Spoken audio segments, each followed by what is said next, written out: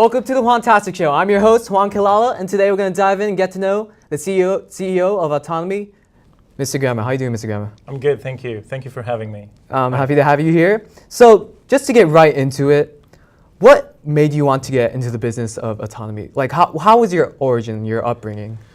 So, I actually started in the transportation software space about 7 years ago. I founded an app that basically allowed you to order a taxi from a mobile phone, kind of like Uber for taxis. And that was back in Europe. And that grew quickly, and a few years later we began licensing the same kind of technology that we used to other entrepreneurs who wanted to do that. So we've been in the transportation software space for about 7 years now. And self-driving cars, I mean, I've always been passionate about cars. Seems really cool. And this is the future. So Pretty much is. we wanted to get involved in this, see how we can contribute to the industry. And that's how Autonomy was born, and it complements our current business. Yeah, that's pretty much it. So besides that, how was your upbringing? Like, how was your childhood? You know, what inspired you from school? Like, was it from school that inspired you to? Well, I think every child, you know, you dream about your car that you like, and you're always passionate about certain things. Myself, you know, obviously I've always liked cars and transportation. My upbringing was normal. I was actually born in Eastern Europe, in Romania. And then I moved to England. I went to university there, and somehow I always got involved in the transportation space. I set up a company that provided transportation for students to go to nightclubs and take them back. And then set up a franchise for car washes, of all things.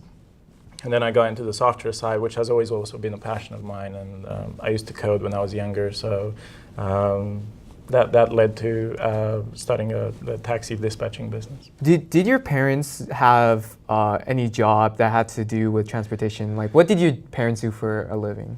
So both my parents were mathematics professors.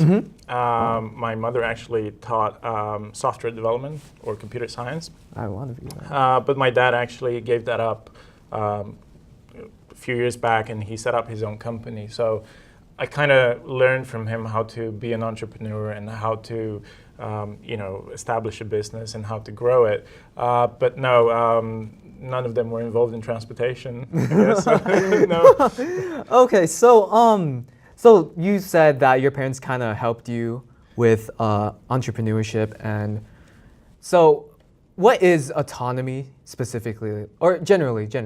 Okay, so Autonomy is actually the software that will connect self-driving cars. It will allow them to talk to one another in a very secure way.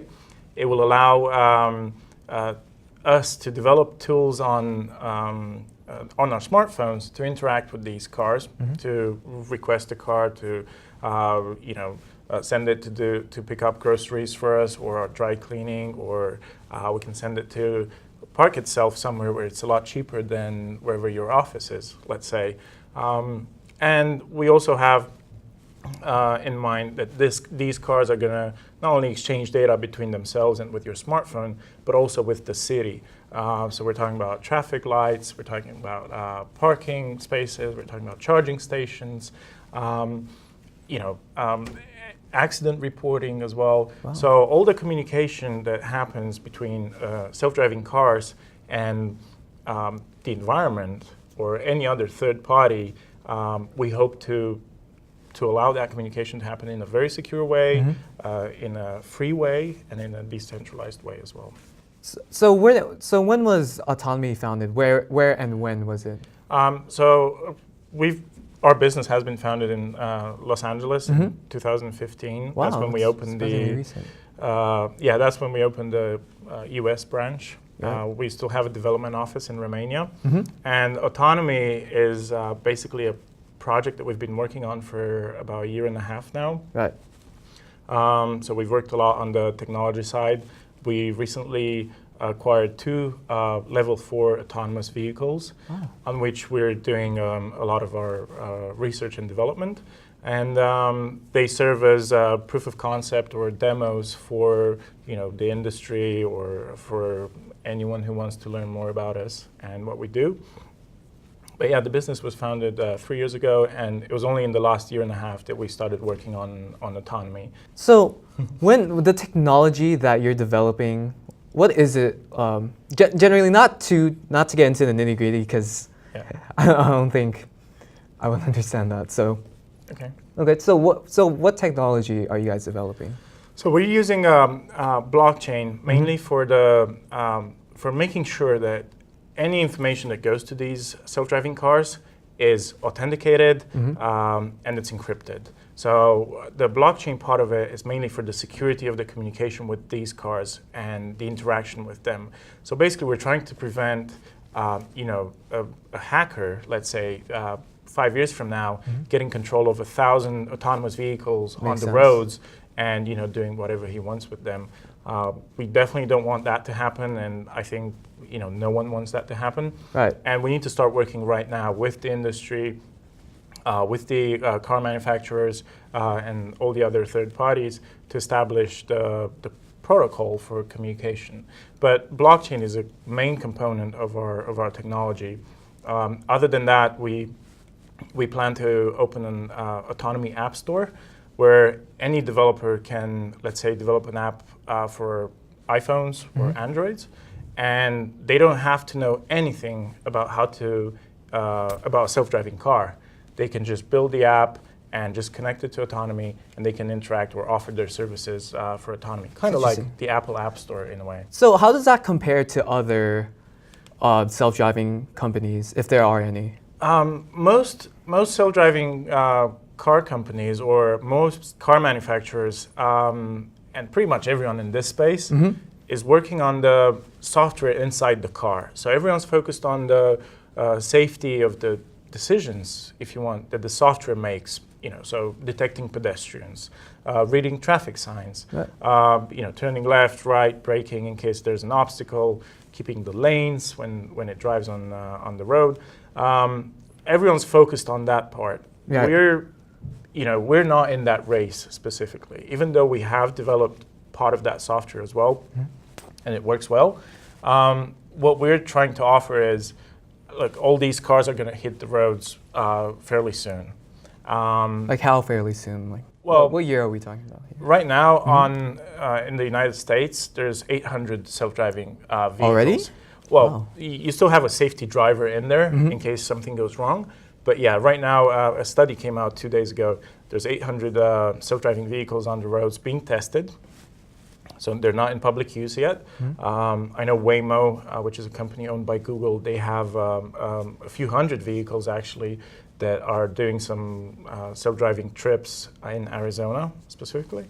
But it's estimated that by 2022, so in about 3 years' time, there's going to be over 1 million. 1 million? Yes, autonomous vehicles on the roads. And this is a study that came out 2 days ago.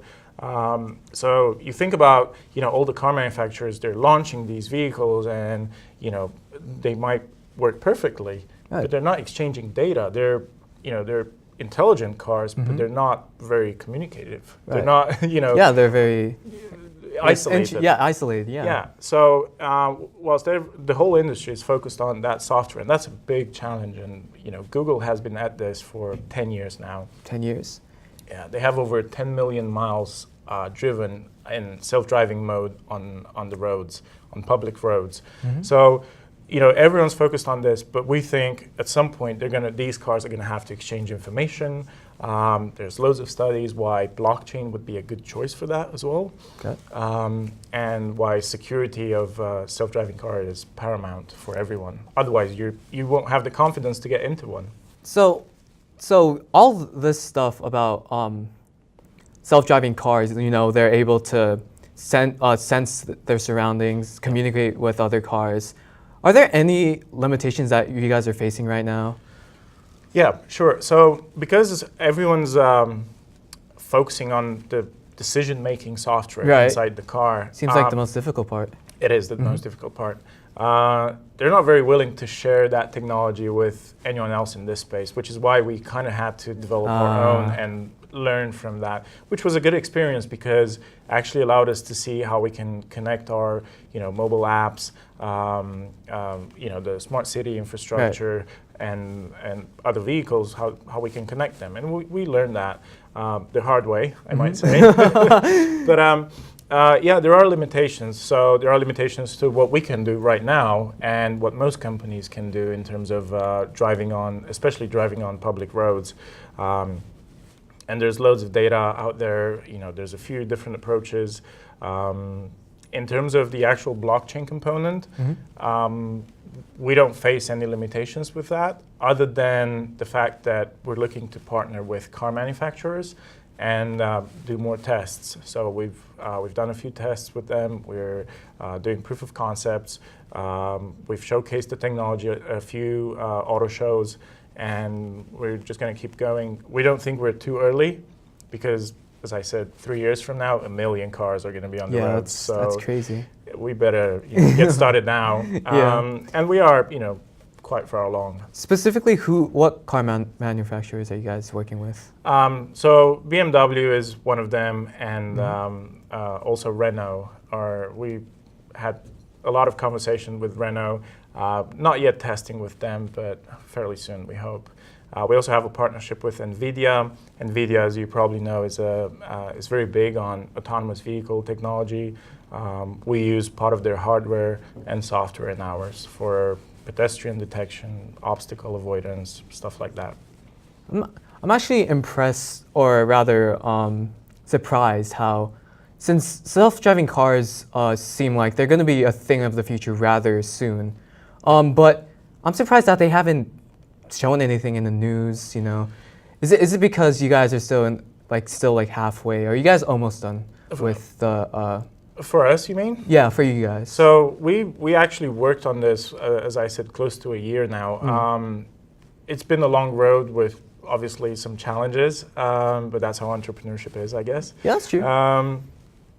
We only came out about a month and a half ago, and we waited to have something that's functional. So rather than just coming out and saying, oh, we have this nice-looking website and this document, this 50-page document that explains what we want to do, we actually wanted to have some proof of concept. So right now we connected the car to a mobile app. You can request it. It comes to the exact coordinates of where you are, and then it picks you up, and then it drives you off to the destination. And this is not on public roads, so I have to specify that.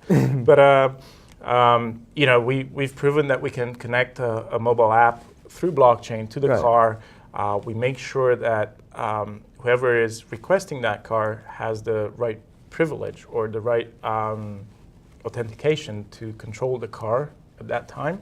And even if the car is owned by someone else, let's say in the future, once you get in the car, you're in complete control through your mobile app. So even the owner of the car cannot, take control from you because it's under, your control right then. But yeah, we're only coming out now, and we're saying, look, we have a passenger vehicle that we've been testing with for the last few months, and then we also have a driverless delivery vehicle that's getting actually outfitted right now with some smart lockers in the back of it. So we want to do driverless deliveries in Los Angeles in January. So everything that self-driving cars are able to do, all those amazing things, they pretty much relate to blockchain, but specifically how? In our mind, and this is a vision shared by others as well, blockchain is a critical component because what blockchain allows you to do is have a decentralized control over an asset, in this case, the car. Right. So let's say, if it was only us having a version of the database, who's the user, who has control over the car at what moment. If we got hacked and someone changed those entries in the database, they could essentially get control of all those cars. Right. Now, with blockchain, you basically have a decentralized way, meaning that no matter which party gets hacked from the system, you also have replicas of that database running on different computers around the world, or maybe even inside the car itself, because the car has a computer. And it basically guarantees that it's unhackable. So you can't take control of the car in any way, shape, or form if it goes through autonomy. So if a hacker was able to somehow get through one, there would be many others that they would have to go through. In this case, yeah. They wouldn't even get control of one, because if he tried to, let's say he hacks one of the computers in the system, the other computers in the system, they see him as someone who has changed an entry and wasn't allowed to do that. It's very similar on how some cryptocurrencies function nowadays, and why people seem to trust Bitcoin and others. And so far no one has hacked Bitcoin. They can hack you and your wallet, and they can steal your money, sure, but you can't hack the underlying software from it. So that's why blockchain is starting to be used very much in the financial industry for banking. It's very suitable for that, and for us as well because of the security aspect. Right. So you're able to. Does blockchain cost anything? No. No, it does not? No, it doesn't cost us anything. We're actually using a version of a blockchain developed by IBM a few years back. It's in production. It's being used by other companies around the world, and we paired that, or we connected that to our software. So obviously there was some development to be done, but we didn't reinvent the wheel, basically. Right. So but no, it doesn't cost anything. It's open source, so anyone can look at the code and they can see, if there's any malicious code in it. Right. So, but I'm assuming, of course, that other components of that require self-driving cars cost at least something, right? So, some tech startup companies do have financial issues. Do you have financial issues? Does your company have financial issues, or how does your company deal with them? So I think all companies go through financial struggles, whether they're small or big or a startup. Fortunately, we've been lucky enough to be a profitable company on the transportation software side. So the mobility solutions that we've been providing to various startups in the past few years have allowed us to be able to afford getting into this space and building autonomy and not worrying that much about the costs involved. And we see it as an investment, really. We don't really want to charge someone for access to autonomy either. Right. We want to make it as free and open source as possible, and we will make money off transactions that go through the system. Yeah, of that's course. true. And when do you think this technology will be accessible to everyone? Underestimate how quickly this can become a reality. I did not expect how close we are, it seems, to having this already. Yeah, and one indicator that I like to think about usually is back in May of this year, Google ordered 85,000 vehicles from Jaguar and from Chrysler. So, at that scale, I think their software is pretty much ready to roll out. They're not buying 85,000 vehicles to just have them sit somewhere or do more tests. They're buying them to roll them out on the streets. I think they're very close with their software for public launches. As I said, they launched publicly in Arizona last week, actually. So they actually charge for self-driving trips for passengers. Way to make money. Yeah, and I think we're much, much closer than we think. Every car manufacturer, from Ford to General Motors to BMW, everyone is investing billions. Some of them are building like small cities to test the technology. They're all announcing that 2021 will be the year when they roll out a commercially viable self-driving car. So obviously it will take years for adoption. It might take 10, 15, 20 years before all cars on the roads are self-driven. And, that's okay. But in 3 years from now, if we're going to have 1 million self-driving cars on the road, we better make sure that those cars can't be hacked. Yeah. And whatever information they exchange is in the most secure way, which is what we're working on. All right, so that was it with Autonomy. I'm very excited to experience this new technology so soon. Thank you so much for stopping by, Mr. Grama. And This is the Juantastic Show. There will be a demo on KBEV6.com. I'm your host, Juan Kilala, and thank you for watching. Thank you.